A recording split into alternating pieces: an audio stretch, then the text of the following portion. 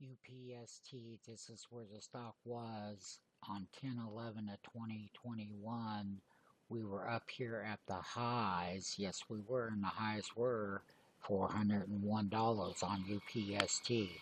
Now let me do the following. Kidding me? They look exactly. Here we are today on Upstart. You want to talk about a breakout above that moving average right here? We broke that resistance and we broke it on good volume and we're making the highs. We're going to buy UPST on pullbacks. It's a high volume stock. It's got great potential. Buying the dip. Don't buy the high unless it's going to go up another $5 or $6, and it very well could. Right now the stock is plus. We can see it. It's plus $12.23. UPST, Upstart, Bull is here.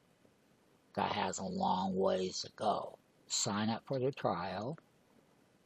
Ask us if we get this on Buy Now, Pay Later program. Yes. Just ask. Fill out the email. Do it from the website.